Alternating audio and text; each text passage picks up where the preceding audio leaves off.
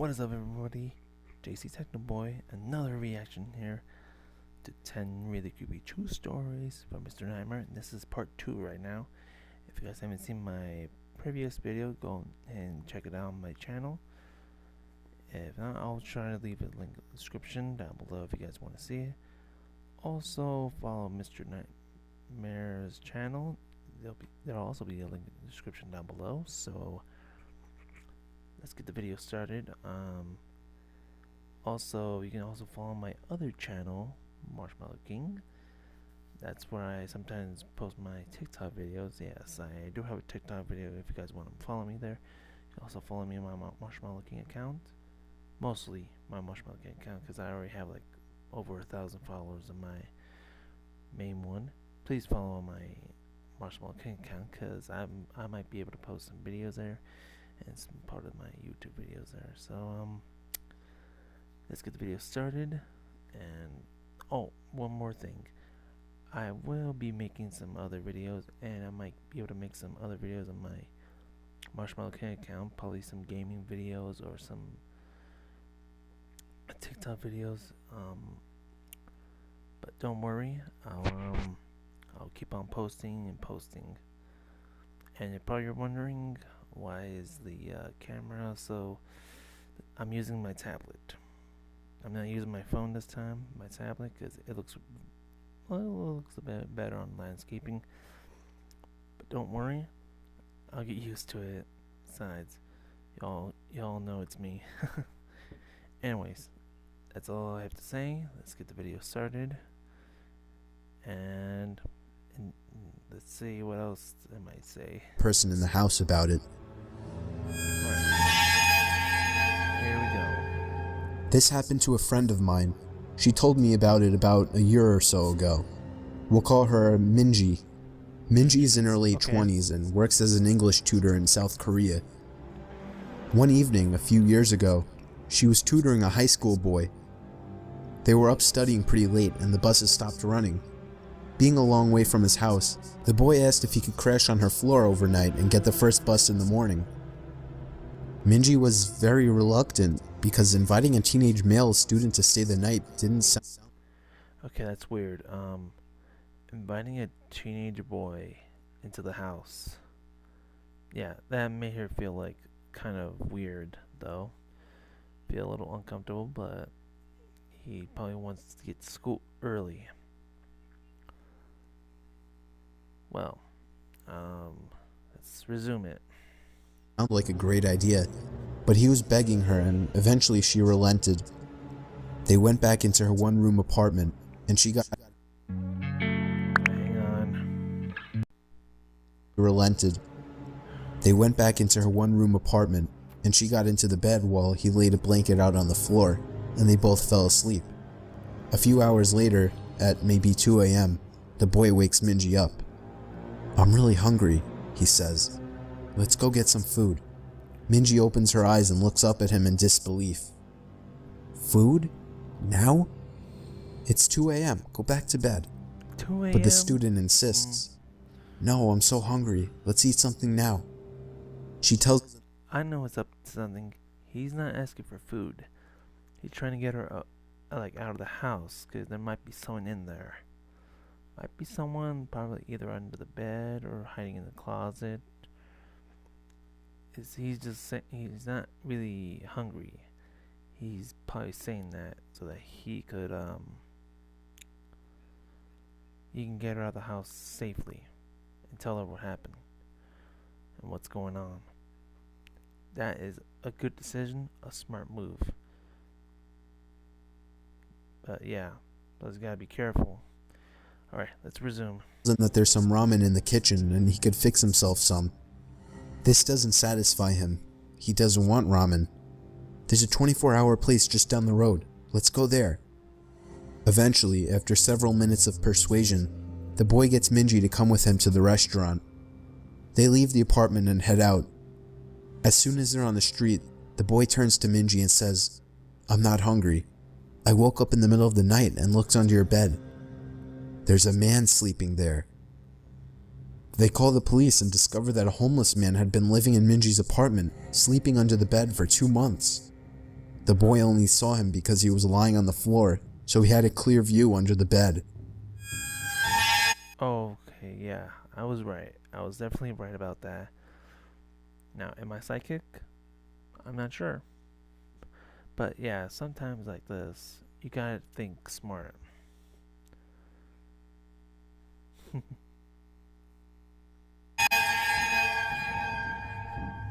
I was driving a shortcut from 29 Palms, California to Albuquerque, New Mexico. 29 Palms is located in the desolate high desert east of LA. The shortcut was all two-lane road through total nothingness, except for a passing through Amboy. Amboy is a nearly abandoned town nearly as far below sea level as Death Valley. So I was driving by myself in the afternoon and proceeded to drive up into the mountain range between Amboy and I-40. Once I reached the top, I'm driving north through a canyon with high grass on both sides of the road. Up ahead I see some stuff in the middle of the road. As I approach, I slow down to see a red Pontiac Fiero stopped sideways across both lanes. A suitcase open with clothes scattered everywhere and two bodies laying face down in the road, a man and a woman. I stop 100 feet or so away, and the hair on the back of my neck is standing up. Being a Marine, I reach under the seat and pull out a 9mm pistol and chamber a round. Something seemed very wrong. It looked too perfect, as if it were staged. An ambush? Something was just wrong. As I scanned the road, I saw a line I could drive. Past the guy in the road on his left, swerve to the right of the woman, behind the Fiero, and I'd be on the other side. I dropped it into first gear, punched it down, and drove the line I planned.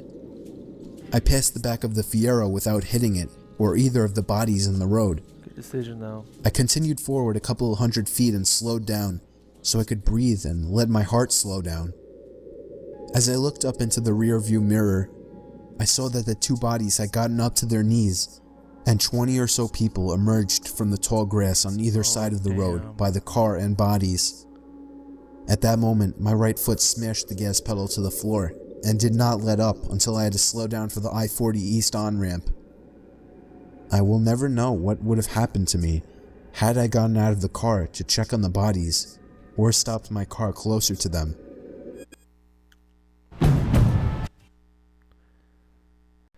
Okay, that was very disturbing there. Two bodies laying down on the floor. That is very disturbing. I mean, I wouldn't like that at all. I mean, and driving at the night, definitely not safe. But yeah, you gotta be careful. Some friends and I were doing some night fishing on the James River. We were sitting along the shoreline with a nice fire going, accompanied by the usual idle talk and a few beers, when suddenly, everyone just stopped talking, like a switch was flipped off. We were all staring across the river and felt as if something, or someone, was staring back. It was a very uneasy feeling, to which some of the group tried to shake off with typical macho humor, when a blood-curdling sound erupted from the other shore that froze everyone in their tracks.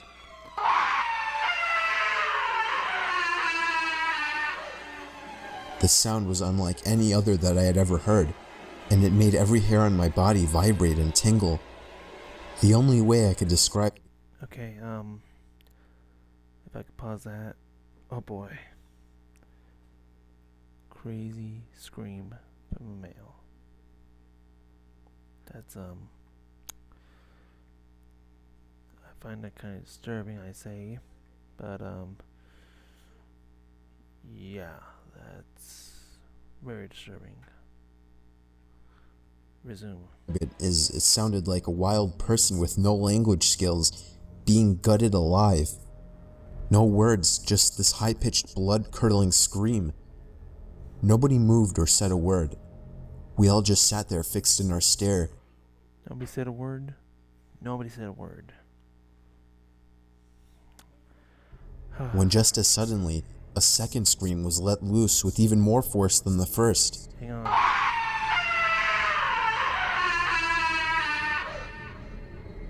By this time, several of us were sprinting to our trucks that were parked a few yards away, retrieving various firearms. When we... What What the hell are you guys doing? You shouldn't be shooting around the world. You can't shoot ghosts. Damn, man. Y'all gotta be smarter than that. Stop wasting your ammo. We got back. We all sat there quietly, with our eyes fixed, staring toward the opposite shore, watching the light from our fire reflecting off the rocks. We sat there waiting for another scream, or something to move on the other side of the river. Finally, a third scream came just as suddenly, but this time, it was on our side of the river, coming from the bushes about a yard away. Oh no, you gotta get your ass out of there. Don't leave all your stuff there. Take all the stuff with you.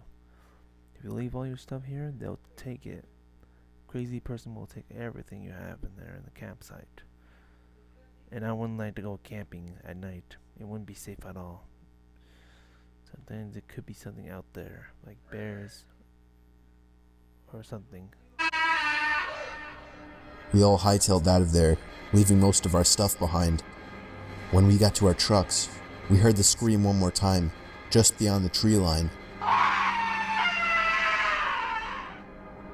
We all floored it the hell away from there, and never found out what was making the sounds. This is why camping is not safe, everyone. You shouldn't go camping at all.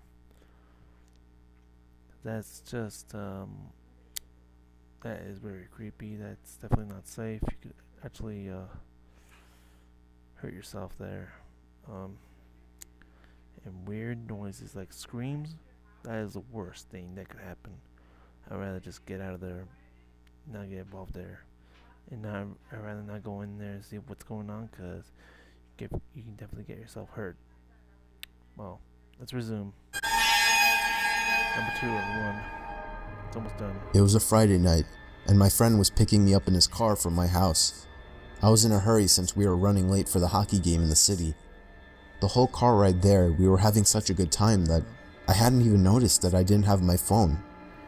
I searched the car seat, the floor, but it wasn't in the... Really? Why would you leave? Why would you not forget your phone? You're supposed to have your phone with you. This phone you're supposed to carry with you at all times. It's very important to keep your phone with you at all times and never leave it behind. Never leave your phone, because that's important. You never know when you need a emergency call or something. Make a video or post some videos at least, but mostly important emergency calls. The car. I was sure that I had just forgotten it. During the hockey game, I couldn't stop worrying that maybe I had dropped my phone somewhere, so I borrowed my friend's phone and ran to the bathroom. I dialed my number and hoped someone at my house would pick up. It took 3 rings before somebody picked up, but they remained silent on the other end. I yelled into the phone that I was just checking if I'd left my phone at home. They didn't answer. I assumed it was my little brother just messing with me, so I hung up. I got home late that night to see that my parents weren't home. I got inside my house and called them to see where they were. They told me that they had gone out to eat and see a concert at the park with my little brother. They said they left soon after I had for the game, and they should be home in around half an hour. So I hung up and proceeded to look for my cell phone. But then I realized, how could somebody in my family have picked up my phone if they hadn't been home? I felt a pain in my stomach as fear swept over. It was at that moment that I heard the back door to my house open and close. I immediately jolted out the front door to the neighbors and called the police. Apparently, the back door was left open and somebody had simply walked into our house. Nothing was stolen, but the scariest thing is the thought that we could have fallen asleep with a stranger in the house. A while back, there was a family that moved in next door to my family. They had a son who was just twisted. He was obsessive over slasher movies and always wanted me to talk about shit that happened during my time serving in Vietnam that no normal person would want to hear. He also loved tormenting stray animals. This guy was a whack job. He was 19 at the time and my daughter was 7, but he always wanted to talk to her. He'd strike up conversation with her when she walked. I wouldn't find that that's definitely not normal. No, that's creepy. Must be some kind of child predator, I think. That guy must be some kind of child predator or pedophile or something like that, because that's very, very creepy, especially for an adult person talking to a little girl. No, definitely not safe.